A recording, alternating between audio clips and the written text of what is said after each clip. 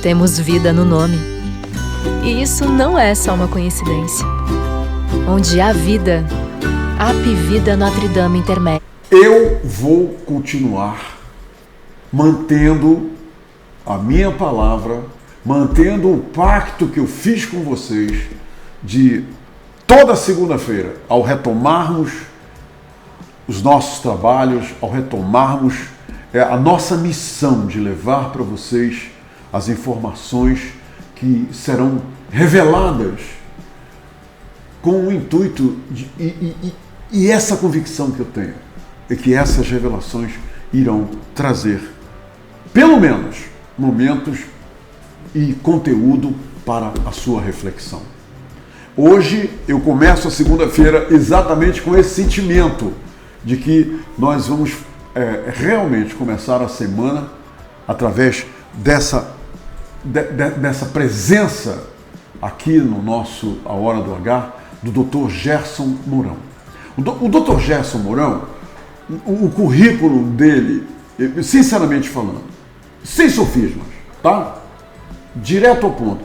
O currículo do Dr. Gerson Mourão iria tomar algum tempo dessa introdução, porque é um dos currículos profissionais dos mais ricos, dos mais respeitáveis da medicina aqui no Brasil. No Brasil. O Dr. Gerson Mourão, ele é, para mim, uma sumidade da mastologia no nosso país.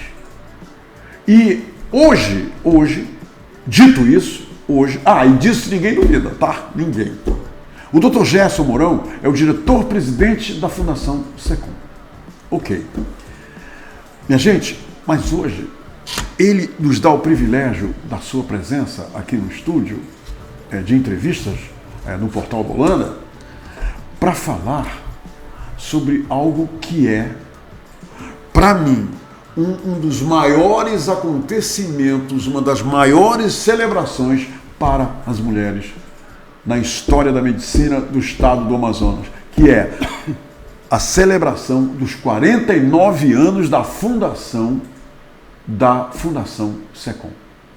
As mulheres, eu sei, entendem isso melhor do que os homens, porque as mulheres sabem que estes 49 anos de Fundação SECOM, essa leitura não é só minha, essa leitura é geral, fizeram a diferença na vida de milhares de mulheres que se não tivéssemos a Fundação SECOM, a história seria mais trágica. E não é por causa da existência da Fundação SECOM.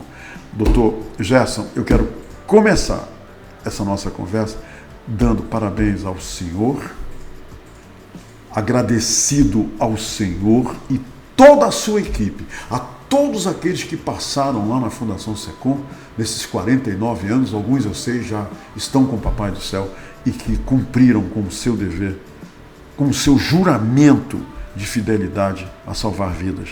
E o senhor hoje é um dos grandes exemplos de mantenedor dessa tocha acesa para o salvamento da vida de tantas mulheres, de um câncer que assola as mulheres no mundo inteiro. Dr. Gerson, falei com o meu coração e com a admiração que eu tenho pelo senhor. Seja bem-vindo ao programa. Você me emocionou que quase não me permitiu que eu falasse agora. Tanta emoção que eu fiquei também. Essa emoção que você tem, eu carrego quando nós estamos juntos em muitas conversas como nós temos. Humberto, assim,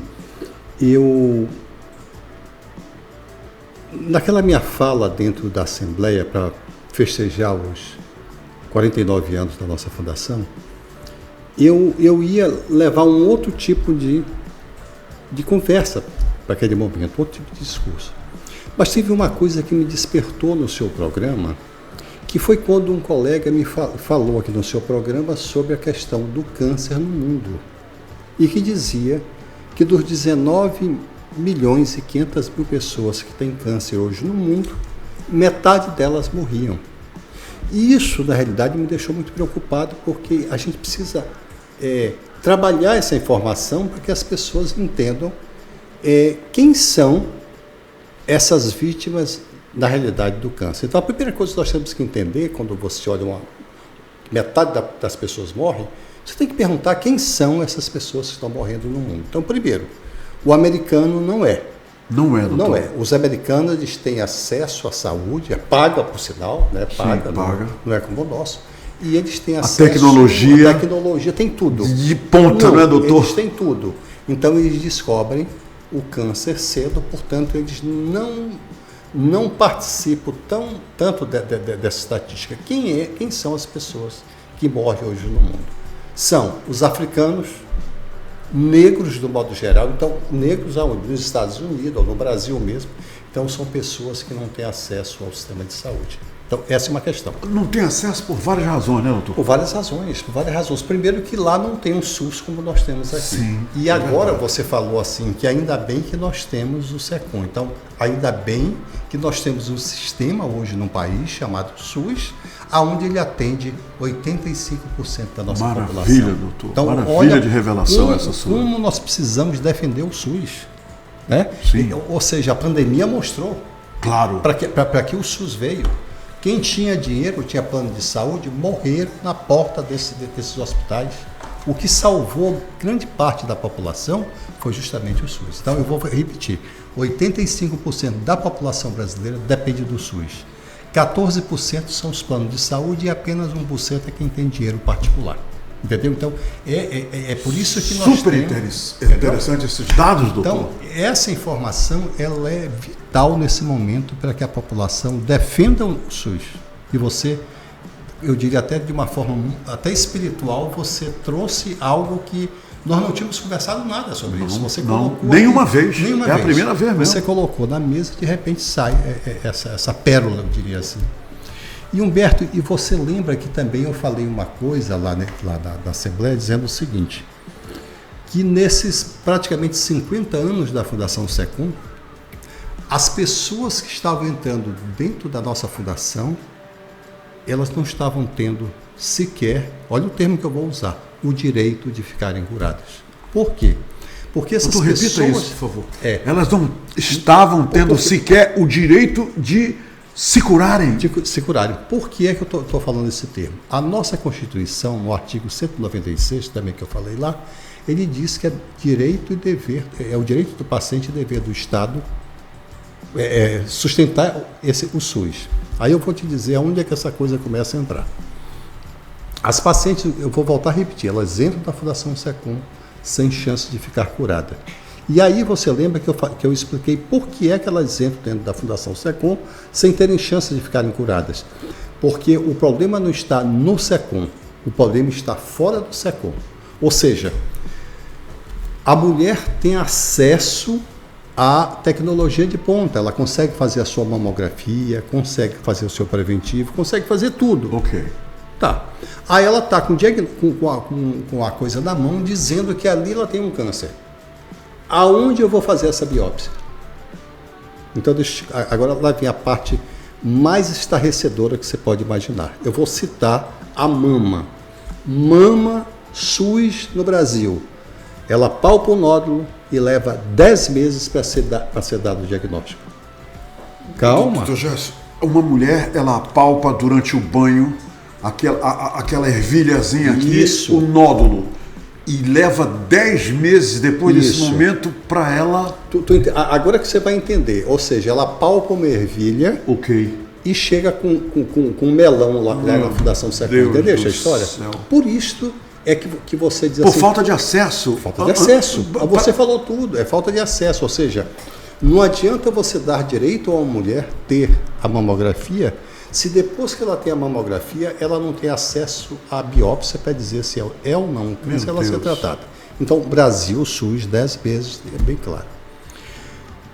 Pesquisa dentro do nosso estado mostrou uma das coisas também que foi assim, foi o pontapé inicial que me fez eu levar para um grande encontro que teve chamado Oncoguia e eu lá denunciar essa situação que nós vivíamos dentro do estado. Então, assim, e o Ministério Público foi para cima depois. E por isso que nós conseguimos isso que eu vou te contar. Uma mulher hoje dentro do estado, ela palpava um nódulo e ao invés de 10 meses, ela levava 14 meses para resolver a vida dela dentro do nosso estado.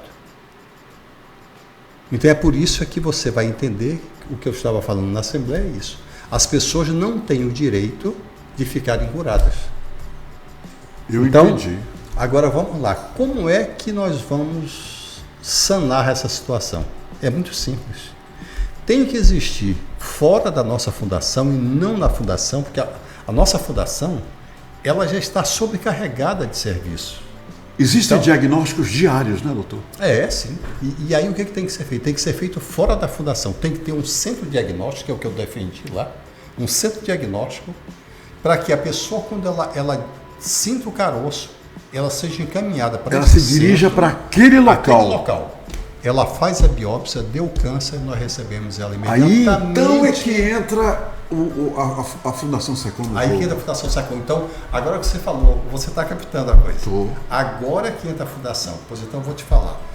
Primeiro, como é que a coisa acontece? Ela tem que ir no atendimento primário, que são nas UBS. Sim. Ela palpa o nódulo, pedem uma mamografia e da mamografia ela tem que ir para o secundário fazer uma biópsia, que não seria no SECOM. Ok. Deu câncer, aí nós tratamos. Então Ok. são 3 etapas. Uma, procura, depois que procura, acha, faz a biópsia e depois vai para a Fundação SECOM. Agora, olha a novidade que eu gostaria de deixar para você hoje aqui.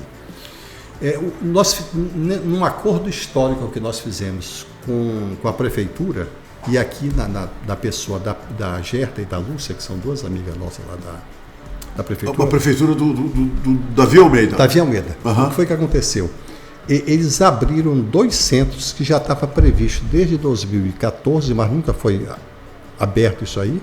E não era nem para a prefeitura, era muito mais para o Estado, mas agora a prefeitura participou desse movimento. Então eles têm 2 centros, onde a pessoa palpa o nódulo, ela vai para esse centro, faz a biópsia, aí olha lá, manda para o Delfino, e o Delfino manda para fora.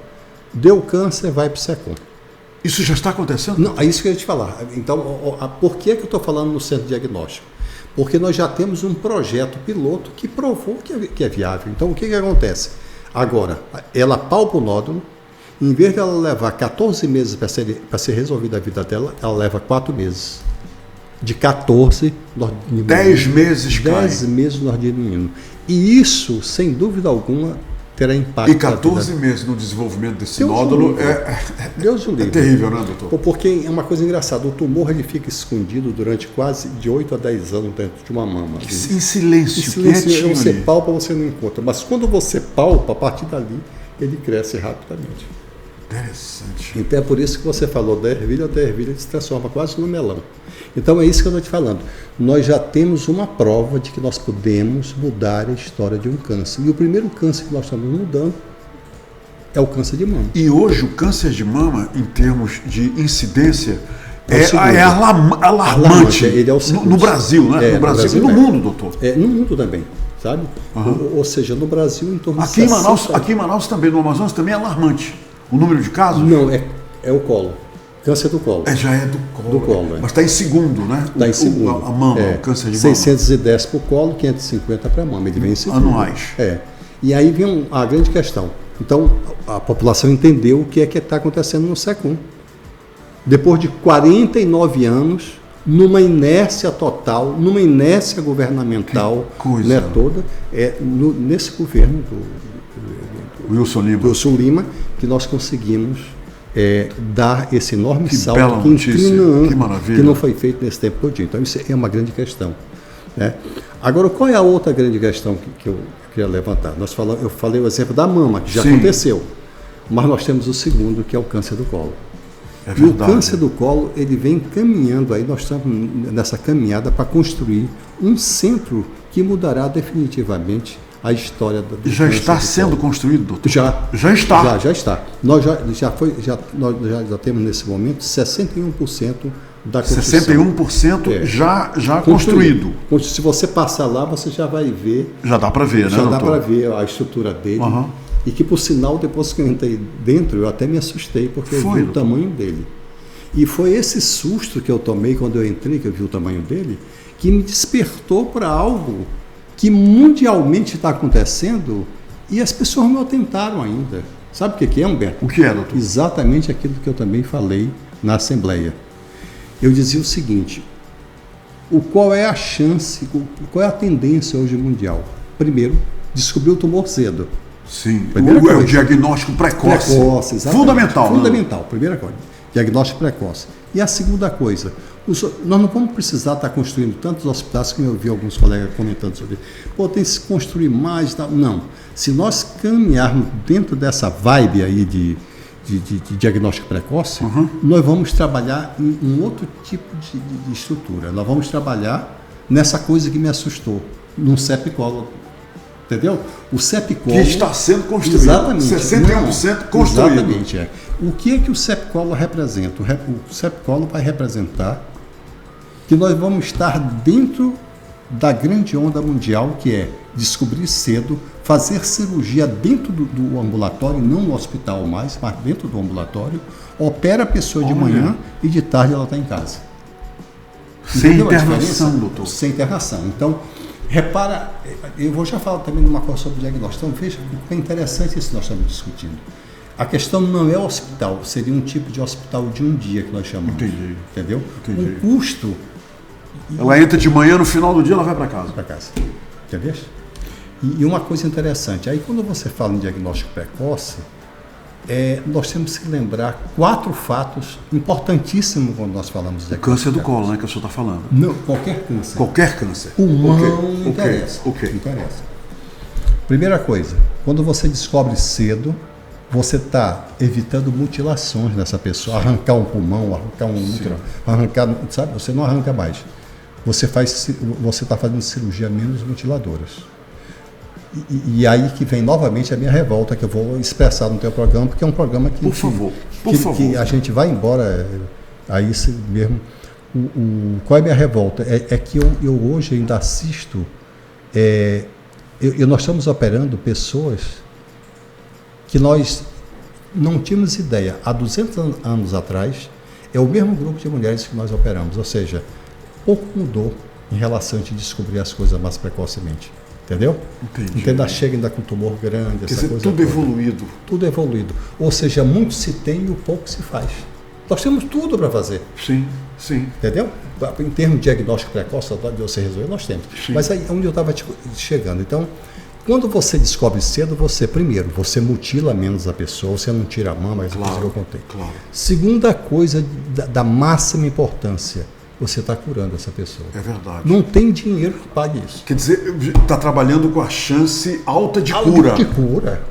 Humberto, quando a gente bota a classificação do tumor 1, 2, 3 e 4, o 4 só Deus salva. Lógico, tudo é Deus. Mas o 4 só Deus. O 3, a chance dela escapar é muito remota. Então, qual é a chance que ela tem de escapar? É no 1 e algumas vezes no 2.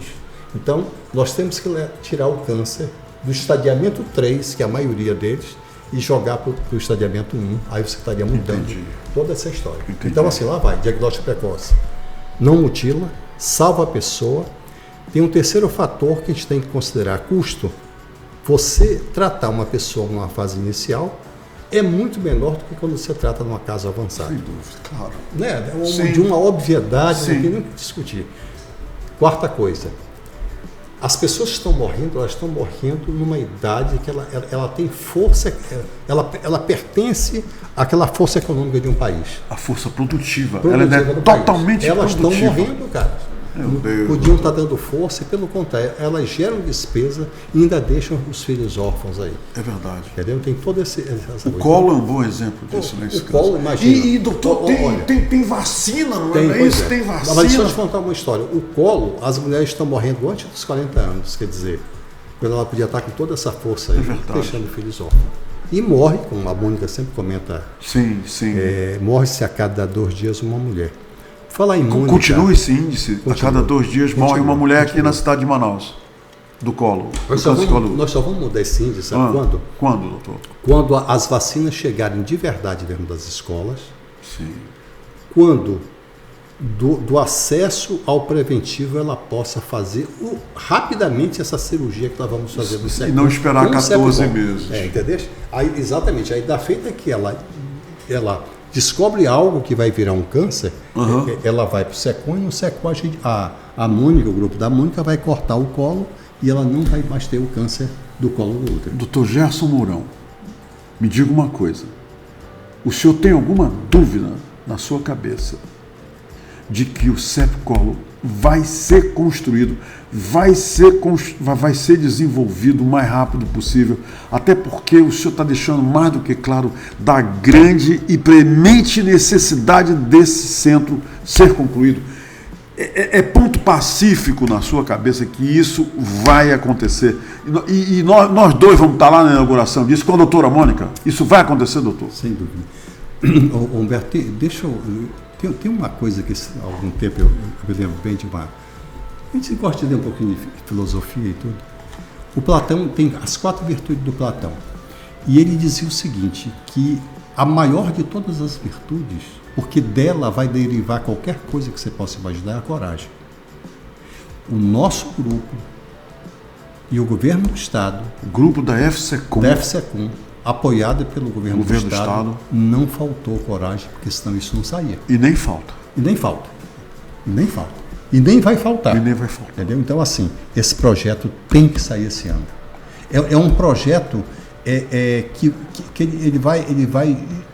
ele vai ser um exemplo não só para o câncer do colo, mas ele vai ser um exemplo como é que nós podemos tratar câncer na sua fase inicial. Menos hospitais e mais centros desse tipo. Doutor Gerson, me diga uma coisa. Qual foi, e as pessoas precisam entender isso, na minha opinião, qual foi a importância dessas emendas parlamentares? De repente, esses deputados estarem se debruçando sobre essa questão médica tão importante que precisa desse investimento, precisa dos valores da emenda parlamentar.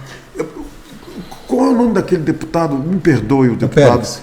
Não o outro que disse assim, eu também já vou entrar nessa onda aí das emendas parlamentares para a FSECOM. Será que foi? Ele é junho, ele tem junho no... Não, é o... Ele estava, de repente ele apareceu Fábio, lá. não, é o... O senhor lembra que teve aquele que chegou depois e ele fez essa... Quer dizer, ele, ouvindo o senhor, ouvindo as manifestações, ele disse, não, eu também eu vou gerar passar algumas emendas parlamentares para a FSECOM. Me diga só uma coisa, a importância dessas emendas é fundamental, doutor? O Humberto, é interessante, você sempre tem uma coisa que você parece que vem e você puxa um negócio, algum fio da meada, sei lá. Mas assim, você falou uma coisa muito interessante aqui. Qual foi o insight? É isso que você está me falando. Sim. Qual foi o insight que esses deputados tiveram em relação ao câncer? Essa é a grande coisa. Não é? É isso mesmo. Então, assim, a primeira pessoa, eu tenho que citar, foi o Pérez, foi o primeiro que pisou dentro do SECOM pelo próprio tiro. Foi, ele contou a história dele lá na Assembleia. Pronto, foi, então já sabe da história. Então aí o Pérez deu uma grande emenda, Bolsonaro também deu uma grande emenda, né? Falando de... Mas o que eu queria dizer é uma coisa assim. A finalidade de um governo que está ali é ele ter pessoas que possam ensinar o caminho das pedras para eles. Então, nós ensinamos o caminho das pedras. Maravilha. Para os políticos e para o governo do Estado. Entendeu? Nós mostramos o caminho. E eles acreditaram no que nós tínhamos dito, pela nossa própria história. E então, eles estão testemunhando os resultados dessa aplicação. Exatamente. Né? Não é, doutor? Ainda estão... Está ali. Só um cego não vê. Ali. Um colega recentemente tinha me dito assim, Gerson, eu não sei nem como é que esses caras aí estão dando emenda para vocês ali, porque hospital isso não dá voto, bicho. Eu digo, mas é questão de ordem ideológica. Essa leitura, né, doutor? Entendeu? O hospital não dá voto. Não dá voto. É como saneamento básico, você não vê lá os canos e tudo, não dá voto. Não dá voto nenhum, não. Não dá. Então, assim, é uma questão de ordem ideológica. Outra coisa também que eles começaram a perceber foi quando nós tivemos dados já hoje muito claros, assim, como é que está a situação do câncer no mundo. Então, o câncer, ele vai avançar, não tem como você detê-lo, ele vai avançar. Sim. Tá? E à medida que ele está avançando, a gente já começa a ter repercussão no país. Por exemplo, dos 5 mil estados, que nós temos, 5 mil municípios que nós temos dentro do país, 500 deles quem está matando a população não é mais coração, não é mais pulmão, é o câncer. É o câncer. Então, veja, 10% da população desse município, a principal causa de morte é o câncer. Então, nós já estamos anunciando algo para daqui a 20 anos, se nós não fizermos nada, aí você vai ver o que é catástrofe. Então, o que é que eu quero dizer hoje? O momento da plantação é a plantação, você falou agora. Para evitar esse futuro funesto. E aí, quando você falou a palavra certa, até regionalmente falando, né? Até regionalmente falando, plantação. Então, nós precisamos plantar o nosso centro diagnóstico, que é isso que eu estou defendendo. Hoje, agora, né? A parada é hoje. Eu estou defendendo hoje aqui, como eu defendi na Assembleia, já 2 vezes eu defendo aqui no seu programa. É ter um centro diagnóstico na capital, e nós precisamos lembrar uma coisa. Metade da nossa população está na capital e metade está no interior. Você vai deixar o resto lá? Você tem que fazer outro centro diagnóstico para o interior do estado. E seria o que? Polos, doutor? Considerado polos? Não, tu sabe de uma coisa? O deputado Silas esteve comigo e o Dan Câmara também. Estavam lá conversando e aí não sei como é que foi, saiu, eu larguei a conversa, né, que o Dan já estava participando do outro, com o PES, um monte de gente. E aí ele disse assim, ele me disse assim, olha, eu já entendi o que o senhor quer fazer. O senhor quer fazer um piloto, não é isso? Isso é, porque eu já tenho um piloto na cidade com a mama, mas a gente podia fazer no interior. E qual seria o local? Geodésico, centro geodésico? Tefé. Então seria esse primeiro centro de diagnóstico do interior seria em Tefé. A partir dali iam se montando outros centros, polos, né? Porque a gente tem que pensar sempre na economia. Claro.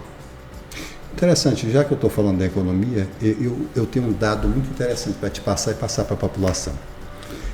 Quando você tem um bolo, o bolo de dinheiro para gastar com saúde, olha que coisa interessante, veja só, 75% da população é atendida pelo SUS. Eu falei 85%, mas aqui é um outro cálculo que eu vou fazer. Ok. Só para a pessoa memorizar melhor, 75% da população é atendida pelo SUS. A população brasileira. Brasileira. Aí, desse bolo que tem lá do dinheiro, 25% você tira para o SUS. Para atender os 75%. Ok. Tá. Que agora é 85%, não é mais 75%. Mas deixa assim, só para te raciocinar.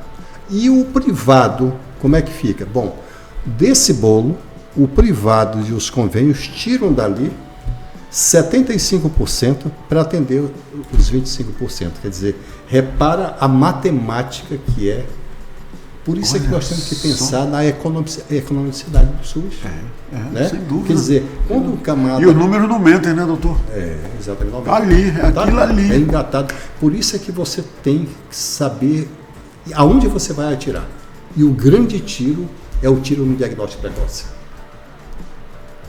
Entendeu? O tiro é no diagnóstico precoce. E isso para todos os males, né? Todos os males, não é só o câncer. Tudo que você imaginar. Entendeu? Tudo. Na realidade, Humberto, se você for pensar bem, a maioria das coisas... É interessante a sua pergunta. Para tudo, já que você falou em tudo, deixa eu tentar colocar uma coisa aqui. Eles fizeram uma pesquisa mundialmente e eles foram analisar a existência de uma pessoa, quais eram os fatores que concorriam para salvar essa pessoa. E eles chegaram a uma conclusão das mais incríveis possíveis. Que isso que nós estamos vendo aqui, dizendo, o sistema de saúde e tal, não sei o quê, ele só influencia nos anos de vida ganho dessa pessoa em 15%. E aí foi que mudou o conceito que a Organização Mundial da Saúde tinha, um conceito muito médico, né? Que é a medicina que salva, é o médico que salva. Então, com esse dado, eles foram analisar e eles perceberam que mais de 65% da vida de uma pessoa depende do estilo de vida dela. Portanto, não depende da medicina, depende do estilo de vida dela. E aí é que nasce, na nossa Constituição, né, algo que está além da questão de ordem médica, mas da questão social, de como ela vive, como é que ela se diverte, o que ela come, os direitos, o que ela come, o que ela... Eu há pouco tempo, o deputado João Luiz estava dizendo, lá no interior do céu, onde eu estou vendo se eu consigo colocar o negócio da água potável, não sei o que. Porra, em século XXI a gente falando de um negócio desse, cara. É incrível. Isso é um absurdo, É incrível. né? Apesar de que o governo agora, não é que eu esteja puxando saco não, mas agora o governo também já colocou água potável mesmo, né? Ainda bem, né, doutor? Então, Isso é eu maravilhoso. diria o seguinte, isso é um dos maiores avanços que o governo do Estado pode ter dado. Doutor Gerson, nosso tempo acabou, mas eu quero saber uma coisa do senhor. Já? Já acabou. Só é assim. Vapt-vupt. Doutor Gerson, o que o senhor quer me dizer quando eu lhe convidar novamente? Eu não vou parar de lhe convidar, não. Eu não vou. Deus me colocou aqui e o senhor lá na FSECOM, então a gente tem que de vez em quando se encontrar para falar dessas coisas. Doutor, o que o senhor gostaria de me dizer no nosso próximo encontro? Que notícia o senhor gostaria de compartilhar com as pacientes, com as mulheres e com todo mundo que está nos assistindo? A próxima vez que o senhor vier aqui, uma coisa que o senhor... Próximo... Para o futuro. Não. E um futuro próximo. Futuro próximo. O futuro próximo desse ano seria a construção do CEPCOL. Se você construir isso aí e tiver tudo ok, pô, cara, isso vai tirar uma carga enorme da gente. E aí eu diria que ainda não dá... Diga o que é CEPCOL. O que é o CEPCOL? É o Centro Avançado de Prevenção do Câncer do Colo. Né? Esse é o nosso sonho. Construiu isso, a gente alivia a tensão. Aí nós vamos, para o ano seguinte, pensar nos 2 projetos desses 2 centros, que não tem absolutamente nada a ver com o SECOM, mas o SECOM sofre as consequências dele não existir. Entendi. Agora, o CEPCOL, é preciso que se diga, vale a pena repetir, 61% já está construído. Por isso que eu estou te falando, é um futuro muito próximo. É uma questão de tempo para inaugurar isso. E o governador do estado realmente está visitando a obra, está tentando caminhar para que a gente construa lá isso. Doutor Gerson Mourão, para mim foi, e esse será sempre um privilégio conversar com o senhor. Obrigado. E obrigado pelas informações que o senhor acaba de compartilhar com todos aqueles que nos deram um pouco do seu tempo para lhe ouvir. Muito obrigado. E 50 anos de FSECOM vem aí, né? Então, e que as boas notícias pavimentem essa caminhada até os 50 anos. O pessoal já está cobrando. 50 anos não vai ter que ser uma coisinha, não. A gente vai ter que fazer lá no FASC, tem que ser um local assim. Não pode ser em local pequeno. Não, então, tá legal. Se prepare, porque vai ser um festão dos 50 anos do SECOM. Eu não posso acabar sem dizer, dar parabéns. Eu estou notando que os músicos têm ido na FSECOM para entreter os pacientes, para levar um equilíbrio emocional a todos eles, um alimento musical para todos eles. Que legal, hein? Achei lindo isso. Eu vou fazer uma reclamação agora. Faça. O grupo do jazz da não apareceu. Eu podia dormir sem essa. Mas eu vou consertar isso, Doutor Gerson, muito obrigado. Tudo de bom para ti. Muito obrigado. Valeu. Parabéns pelo seu trabalho e todo o trabalho da sua equipe lá na Fundação SECOM. Perfeito. Deus abençoe a todos. Gente, por hoje é só. Amanhã a gente, se Deus permitir, bate o ponto novamente aqui. Temos vida no nome. E isso não é só uma coincidência. Onde há vida, há Apivida Notre Dame Intermédica.